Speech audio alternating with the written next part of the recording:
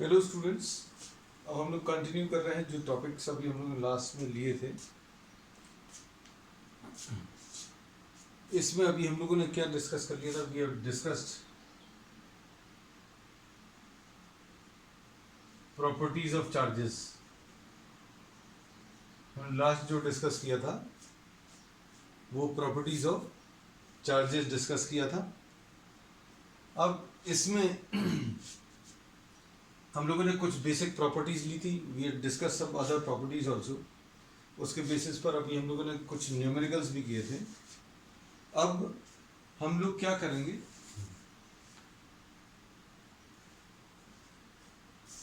इसमें example number 1.2 अभी हमने बोला था, आप कर सकते हैं।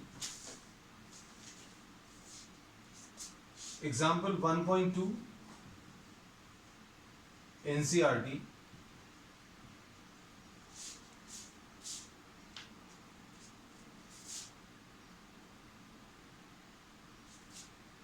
इसमें अभी हम लोगों ने ये दिया हुआ है, if 10 to the power of 9 electrons move out of a body to another body every second, 10 to the power of 9 electrons move out every second, so how much time is required to get a total charge of 1 coulomb on the other body? 1 coulomb charge transfer करने के लिए कितना समय लगेगा? अब इसमें 10 to the power of 9 कितना है? This is too large a number. 10 to the power of 9 electrons, मतलब अगर आप देखें so this is a very large number. इतने इलेक्ट्रॉन्स अगर इसमें से एक ऑब्जेक्ट में से निकलकर दूसरे ऑब्जेक्ट पर ट्रांसफर हो रहे हैं, एक ऑब्जेक्ट से दूसरे ऑब्जेक्ट पर हर एक सेकेंड में इतने नंबर ऑफ इलेक्ट्रॉन्स अगर ट्रांसफर हो रहे हैं, तो 1 कूलम चार्ज को ट्रांसफर होने में कितना समय लगेगा? लास्ट टर्म पर अभी हम लोगों ने लिया था Q is equal to N into e. 1 coulomb लेने पर नंबर ऑफ इलेक्ट्रॉन्स कितने ट्रांसफर करने पड़ेंगे, ये अभी हम लोगों ने निकाल लिया था। और ये कितना आया था? Number of electrons 1 upon 1.6 into 10 to the power of -19। ये कितना आ जाएगा? 10 टू द पावर ऑफ 19 अपॉन 1.6। इसको सॉल्व करने पर 6.25 into 10 to the power of 18 electrons. पूरा लिख लेना, नहीं तो उसमें कंफ्यूजन होगा। So total number of electrons which constitute 1 coulomb of charge, Q is equal to NE में Q की जगह 1 कूलम ले लिया, charge of each electron 1.6 into 10 to the power of -19। तो number of electrons required to be transferred will be 6.25 into 10 to the power of 18। अब problem में दिया हुआ है कि 10 to the power of 9 electrons are moving out in every second. एक second में 10 to the power of 9 electrons move कर रहे हैं, और हमें कितने मूव कराने हैं? 6.25 into 10 to the power of 18। तो टाइम रिक्वायर्ड, जो suppose for example 10 to the power of 9 electrons per second, suppose t seconds के लिए अभी हम लोग चार्जेस को मूव करा रहे हैं। एक सेकेंड में इतने हैं, तो t सेकेंड्स में कितने आएंगे ये अभी हम लोग लिख लिया। एक सेकेंड में 10 to the power of 9 electron, तो t सेकेंड्स में 10 to the power of 9 into t आ जाएगा। और ये किसके बराबर होना चाहिए? 6.25 into 10 to the power of 18। तो t अभी आप निकाल सकते हैं, कितना आ जाएगा? 6.25 into 10 to the power of 18 upon 10 to the power of 9। तो ये कितना आ जाएगा सॉल्व करने पर? 6.25 into 10 to the power of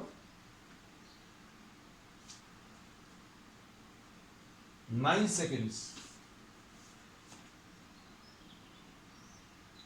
मतलब अभी हम लोग क्या कह सकते हैं कि ये इतने सेकंड्स लगेंगे आपको 1 कूलम चार्ज ट्रांसफर करने पर। और चार्ज को ट्रांसफर करने का रेट भी अगर आप देखें तो ये बहुत ज़्यादा है। 10 to the power of 9 electrons are moving out from one object to the other object in every 1 second. तो 1 कूलम ट्रांसफर करने में इतना समय लगेगा। ये अप्रॉक्सीमेटली अगर आप सॉल्व करोगे तो लगभग 200 साल। ईयर्स में कैसे चेंज करोगे? 60 से डिवाइड कर लेना तो मिनट्स में आ जाएगा, और 60 से डिवाइड कर लेना तो आवर्स में आ जाएगा, फिर 24 से डिवाइड कर लेना तो डेज में आ जाएगा, 365 से डिवाइड कर लेना तो ईयर्स में आ जाएगा। तो 1 कूलम चार्ज को ट्रांसफर करने में इतने रेट पर 10⁹ इलेक्ट्रॉन्स पर सेकेंड अगर मूव कर रहे हैं तो 1 कूलम चार्ज को ट्रांसफर करने में लगभग 200 साल लग जाएंगे। तो 1 कूलम चार्ज अभी हम लोग कह सकते हैं ये छोटा मोटा चार्ज नहीं है, this is a very large value. 1 coulomb of charge is a very large unit. ठीक है, तो ये एग्जाम्पल 1 पॉइंट कुछ इस टाइप के एग्जाम्पल्स आपको एनसीईआरटी में दिए जिसमें आपको कॉन्सेप्चुअली बहुत सारी चीज़ें प्रॉब्लम्स के थ्रू क्लियर की जाएंगी। तो एग्जाम्पल ये 1.2 है, 1.3 भी कर देख लेना। अब हम लोग नेक्स्ट जो है इसके बाद ले रहे हैं कूलम्स लॉ। इसका स्क्रीनशॉट ले लो या कॉपी कर लो। आवाज में कोई प्रॉब्लम तो नहीं है किसी को?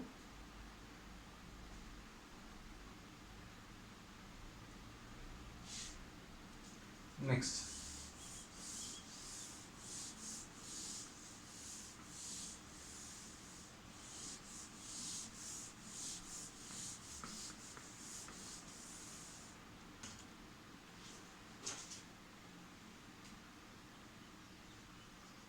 नेक्स्ट टॉपिक है कूलम्स लॉ।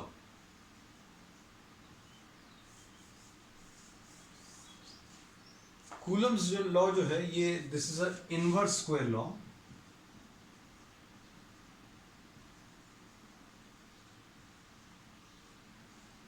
और इसमें अगर कोई दो चार्ज ऑब्जेक्ट्स ले लिए, if you are taking two charge objects, then Coulomb stated that force acting between these two charges is found to be directly proportional to Q1 into Q2. Force directly proportional to Q1 Q2, ये बिल्कुल वैसे ही है, किसके जैसा? Gravitation के जैसा। Force of attraction acting between two masses is directly proportional to M1 M2, बिल्कुल वैसे ही है। तो अभी हम लोगों ने ये बोला अगर ये दो पॉजिटिव चार्जेस हैं तो इनके बीच में रिपल्शन आएगा, और जितना ज़्यादा चार्ज होगा उतना ज़्यादा फोर्स आएगा। So force acting between any two charges is directly proportional to the product of the magnitude of the charges, and force is found to be inversely proportional to square of the distance. Force is found to be inversely proportional to the square of the distance, मतलब जितना ज़्यादा charges का magnitude होगा, मतलब इसके ऊपर जैसे मान लीजिए +10E है, इसके ऊपर +10E है, कुछ फोर्स आएगा। अगर आपने ये चार्जेस ज़्यादा ले लिए तो इनके बीच में फोर्स ज़्यादा आएगा, और ये ऑब्वियस चीज़ है, larger the charge larger will be the force acting between them. So force acting between these two charges is directly proportional to Q1 Q2 and force is inversely proportional to R²। ये इसमें भी था। अब इन दोनों में फ़र्क क्या है? फ़र्क ये है कि ग्रेविटेशन में जो फोर्स रहता है वो हमेशा अट्रैक्टिव रहता है। ग्रेविटेशन में अभी हम लोगों ने ये पढ़ा था that all the objects are attracting each other, सारे ऑब्जेक्ट्स एक दूसरे को अपनी तरफ अट्रैक्ट करते हैं। लेकिन ये वाला जो फोर्स है, कूलम ने जो लॉ दिया है, इसमें चार्जेस के बीच में अट्रैक्शन भी हो सकता है। अट्रैक्शन कब होगा? जब एक पॉजिटिव हो दूसरा नेगेटिव हो, तो दोनों के बीच में अट्रैक्शन लगेगा। और दोनों अगर सिमिलर टाइप के चार्जेस हैं, दोनों पॉजिटिव हैं तो रिपल्शन, और दोनों अगर नेगेटिव हैं तो भी रिपल्शन। तो ये वाला फोर्स अट्रैक्टिव या रिपल्सिव दोनों हो सकता है। ये वाला फोर्स जो है प्योरली अट्रैक्टिव होगा। अब इन दोनों को अगर कंबाइन करें तो कितना आ जाएगा? Force proportional to Q1 Q2 upon R², ऐसा कुछ आएगा। तो इसको स्टेटमेंट फॉर्म में अभी हम लोग कैसा कह सकते हैं? That force acting between two charges is proportional to the product of the magnitude of the two charges. Force acting between two charges is directly proportional to the product of the magnitude of the two charges, and inversely proportional to the square of the distance between them. अब जब भी ये proportionality sign हटाएंगे तो इसमें constant आ जाएगा, और ये कांस्टेंट जो है एक सिंपल कांस्टेंट नहीं है, ये थोड़ा सा कॉम्प्लिकेटेड है। ये इतना कॉम्प्लिकेटेड क्यों लिया है, इसका रीजन अभी हम लोग आगे डिस्कस करेंगे। Force proportional to Q1 Q2 upon R square, और प्रोपोर्शनलिटी साइन हटाने पर ये 1/4 पाई एप्सिलॉन 0, इसको अभी हम लोग ऐसा प्रोनाउंस करते हैं एप्सिलॉन। ये स्पेलिंग नहीं लिखनी है, you just have to note down how this is pronounced. So this is 1/4 pi epsilon naught या एप्सिलॉन 0, और इसमें एप्सिलॉन 0 जो है ये लिख लेना, दिस इज कॉल्ड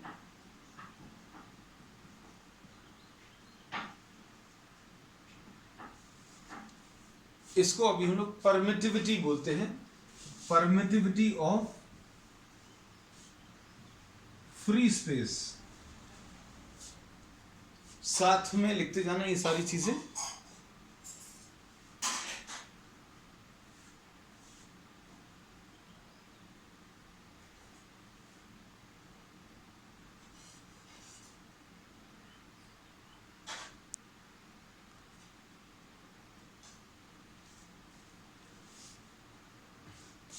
अब इसमें एप्सिलॉन नॉट की जो वैल्यू है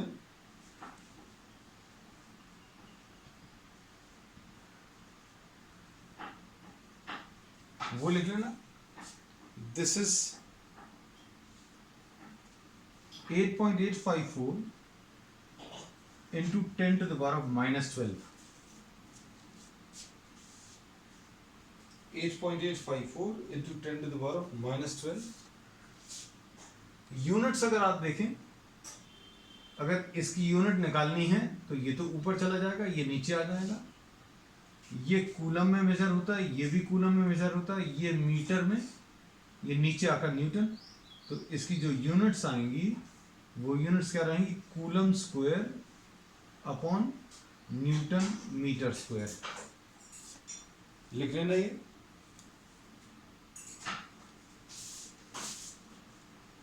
हम रिपीट कर दे रहे हैं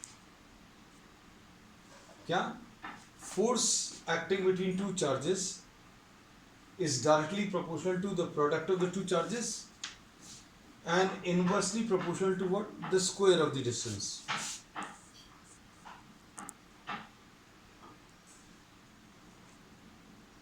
इनको कंबाइन किया Q1 Q2 upon R square, proportionality sign हटाएंगे तो सिंपल कांस्टेंट नहीं आएगा, K लिखते थे अभी तक हम लोग जनरली, इसको 1/4 पाई एप्सिलॉन 0 लिख दिया। और ये इतना कॉम्प्लिकेटेड क्यों लिया है, अभी हम लोग आगे के टॉपिक्स में इसको डिस्कस करेंगे कहीं पर। Epsilon 0, this is called permittivity of free space, और इसकी value 8.854 into 10 to the power of -12। अब स्टेटमेंट जो है वो आप लिख लेना, स्टेटमेंट हम बता ही चुके हैं, कूलम्स लॉ का स्टेटमेंट ये तुम लोग लिख लेना, that force acting between two charges is proportional to the product of the magnitude of the two charges and inversely proportional to the square of the distance between them। अब इसमें अगर आप देखें, इसका मतलब क्या है, force proportional to Q1 Q2 का मतलब है कि जितना ज्यादा चार्जेस होंगे उतना ज्यादा फोर्स आएगा। Inversely proportional to R square मतलब जितना ज्यादा डिस्टेंस आएगा, जितना ज्यादा डिस्टेंस आएगा उतना ज्यादा, जितना ज्यादा डिस्टेंस आएगा उतना कम इसमें फोर्स आएगा। अब इसके बाद इसमें 1/4 पाई एप्सिलॉन 0 को अगर आप देखें तो ये 1/4 एप्सिलॉन 0 की वैल्यू 8.854 इंटू 10⁻⁻12। अभी हम सिर्फ ये कांस्टेंट लिख ले रहे हैं।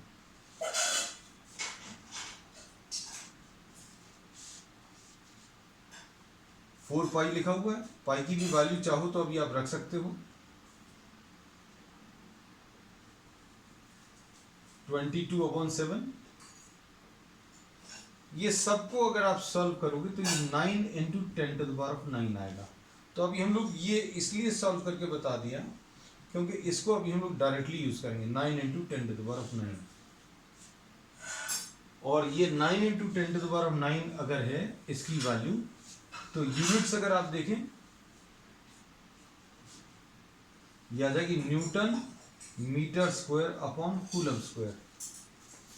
न्यूटन मीटर स्क्वायर पर कूलम स्क्वायर ये आ जाएगा। तो 1/4 याद रखना। इसकी ये वैल्यू अभी हम लोग डायरेक्टली यूज करने वाले हैं प्रॉब्लम्स में। स्क्रीनशॉट ले लेना। हम बार बार ये कहते हैं अगर आप स्लो हैं लिखने में, it will be much easier if you take this screenshot. If it is possible to write along with me, very well. If not, then take screenshot and complete your copies afterwards. अब इसके बाद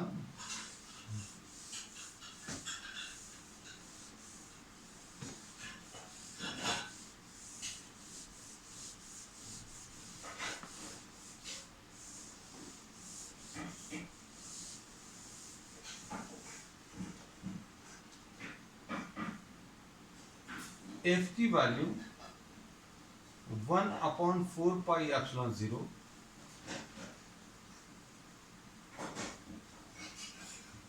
upon r² ऐसा कुछ आया है। अब इसमें Q1 and Q2 are the charges, और चार्जेस का अब हम लोग क्या करने की कोशिश कर रहे हैं, we are trying to calculate the dimensional formula. DF लिखा हुआ है शॉर्ट में। ये शॉर्ट आंसर टाइप में ये क्वेश्चंस मिल जाते हैं।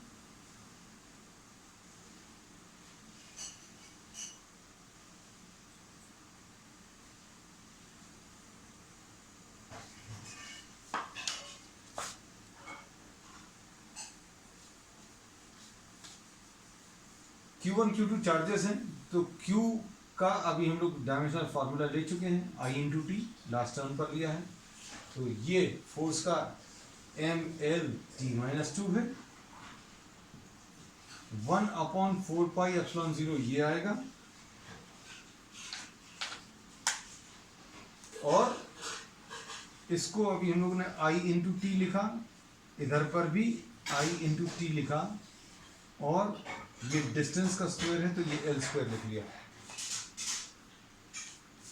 तो 1/4 का डायमेंशनल फार्मूला अगर आप निकालें तो ये MLT-2, ये अगर निकालना है इसको यहीं पर रखकर इसको इस तरफ ट्रांसफर किया, L² अपॉन नीचे I² और T² आएगा। सिंप्लीफाई कर लो इसको।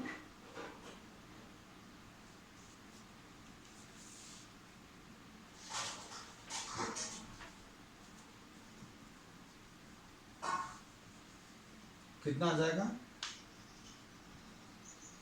ML³ T⁻⁻⁴ I⁻⁻2।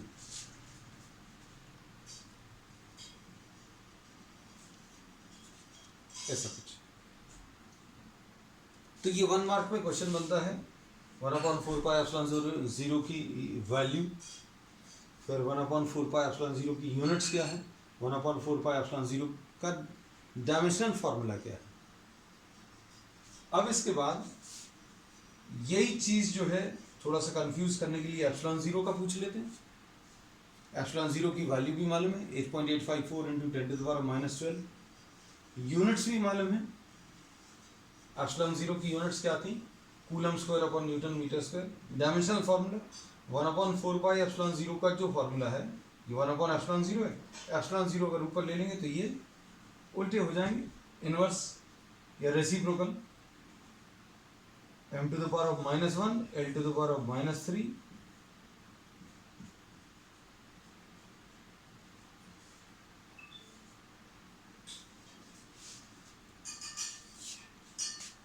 ऐसा कुछ आएगा।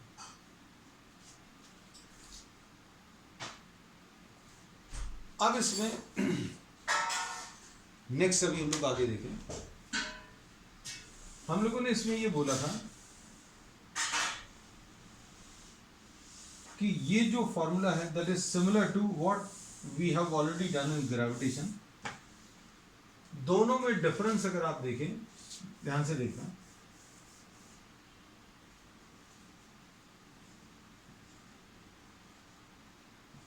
बिल्कुल वैसे ही, लेकिन डिफरेंस अगर आप देखें तो ये वाला जो फोर्स है सिर्फ अट्रैक्टिव फोर्स है, this is what attractive force. लेकिन ये वाला this can be either attractive और रिपल्सिव, कुछ भी हो सकता है। ये वाला जो फोर्स है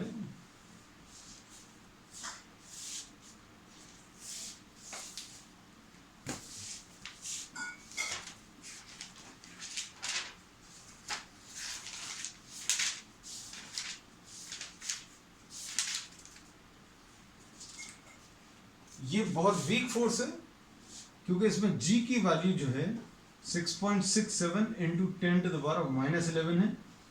therefore this is very weak force. लेकिन यहां पर ये जो कांस्टेंट है इसकी वैल्यू बहुत ज्यादा है। कितनी है, ये 9 इंटू 10⁻9 है। इसलिए this force is very strong as compare to the gravitational force.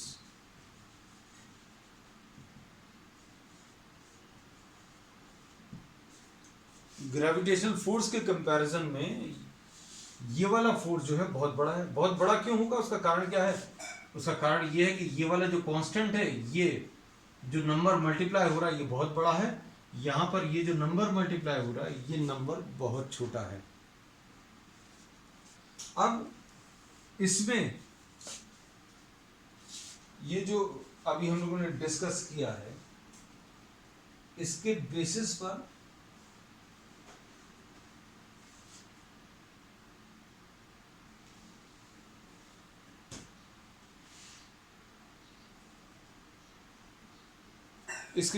we'll not try to calculate or we'll try to compare the force of repulsion or attraction and the force of attraction acting between two charged objects.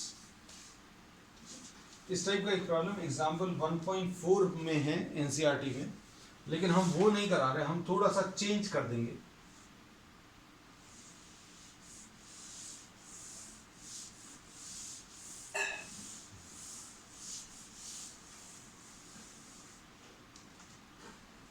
Suppose you are having two electrons,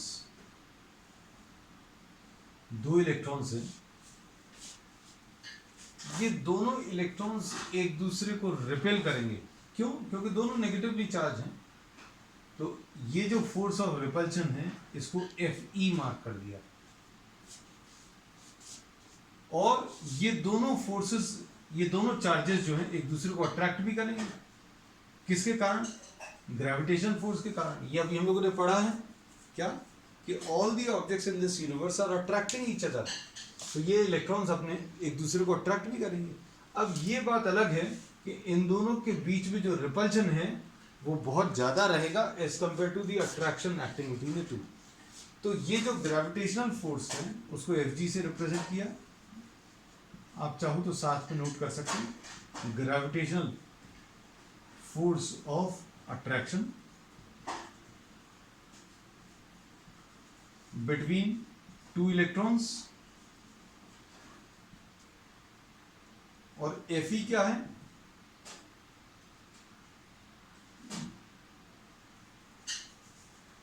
this is the electrostatic force of repulsion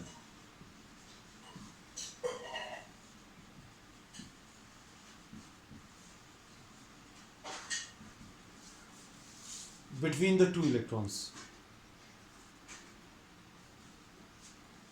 अब दोनों की values लिख सकते हैं। ये कितना आ जाएगा? ये आ जाएगा G into M1 into M2 divided by R square.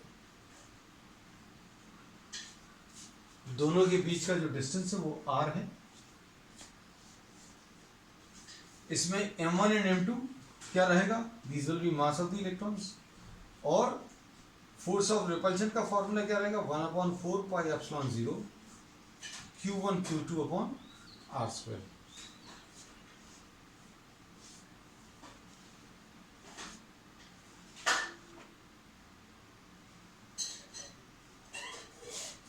Note कर लो ये दोनों। अब इसमें अगर अभी हम लोग इनको कंपेयर करें,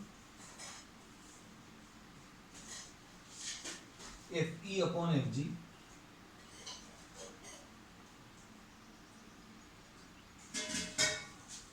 तो ये कितना आ जाएगा? 1/4 pi epsilon 0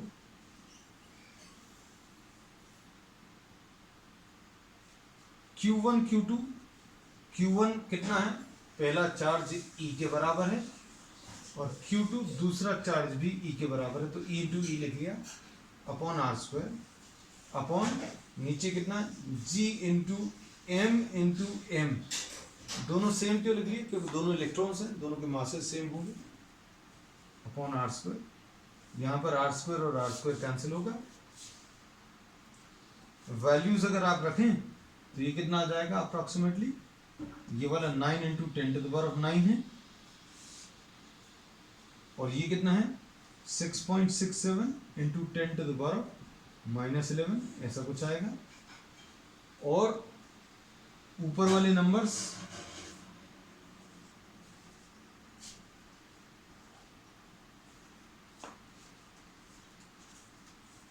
E square divided by M square.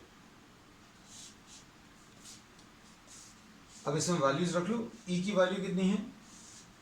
E is 1.6 into 10⁻19, और मास of the electron 9.1 into 10⁻31।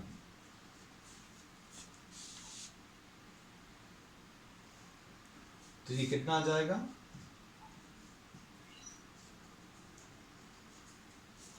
Fe upon Fg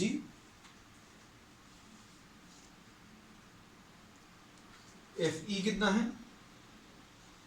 9 into 10⁻9 into 1.6 into 10⁻,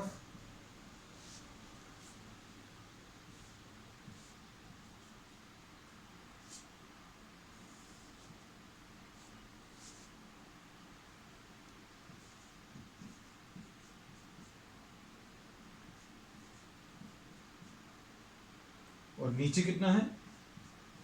9.1 into 10⁻31 का होल स्क्वायर। सिंप्लीफाई कर लो। The exact values not at all required, मतलब exact values क्या आएंगी वो एकदम जरूरी नहीं है।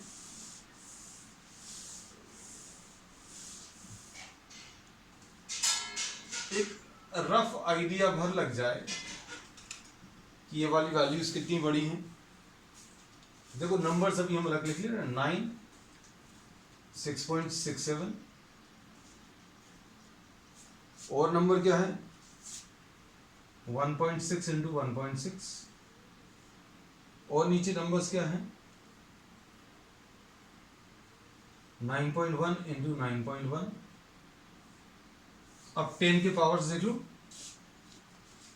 10 के ऊपर ये कितना आ जाएगा, -19 into 2, 10 to the power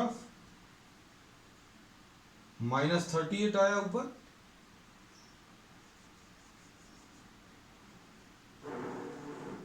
10 to the power पहले 9 था, 10 टू द पावर 9 और ये -38, ये -11 जो है ऊपर जाकर +11,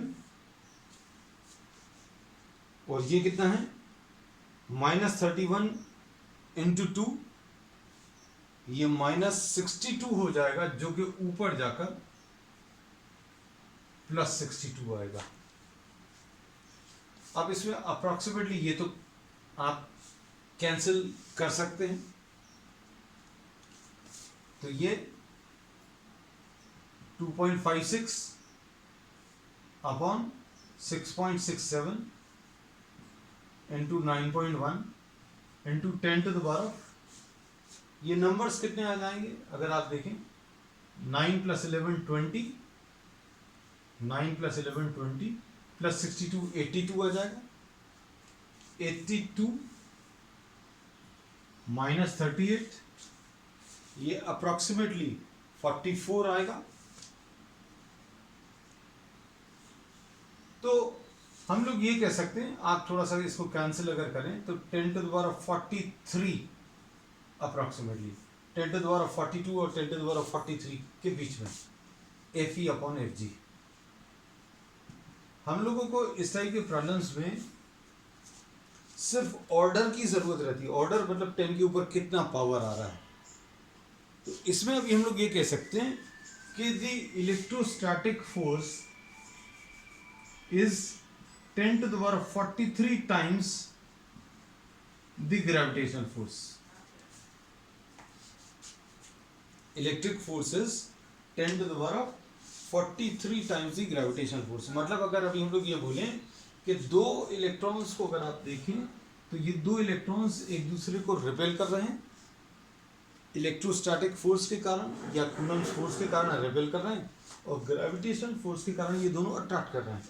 लेकिन जो इलेक्ट्रोस्टैटिक फोर्स है वो 10 to the power 43 times the gravitational force आ रहा है। नोट कर लेना या स्क्रीनशॉट ले लेना बेटा जल्दी से, क्योंकि अभी हमारे ख्याल से 1.5-2 मिनट बचा है। अब इसमें बुक में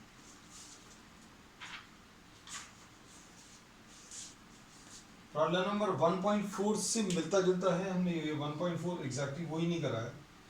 इन्होंने ये जो दो चार्जेस लिए हैं, ये दो चार्जेस इन्होंने एक बार इलेक्ट्रॉन और प्रोटॉन लिया है। इलेक्ट्रॉन और प्रोटॉन मतलब चार्ज तो सेम रहेंगे, चार्ज कितना रहेगा 1.6 इंटू 10 टू द पावर -19, और ये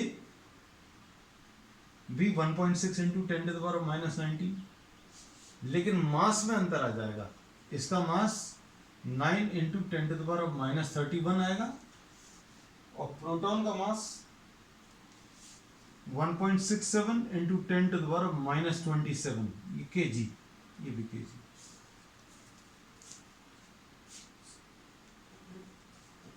ये इन्होंने एक इलेक्ट्रॉन और एक प्रोटॉन के लिए कैलकुलेशंस किए हैं, फिर दो प्रोटॉन्स के बीच में भी ये कैलकुलेशंस किए हैं।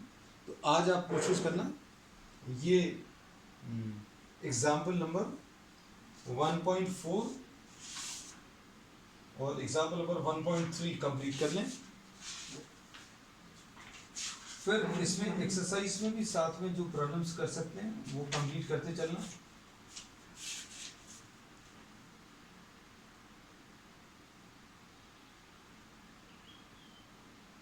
इसमें 1.1, 1.2, 1.3 और 1.4 अनसॉल्व्ड में से ये कर सकते हैं। जो चैप्टर एंड में एक्सरसाइज दी है उसमें 1.1, 1.2, 1.3 और 1.4 ये चारों प्रॉब्लम्स कर सकते हैं। अगर डाउट्स रहेंगे then will be discussing this tomorrow. ठीक है, दैट्स ऑल फॉर टुडे।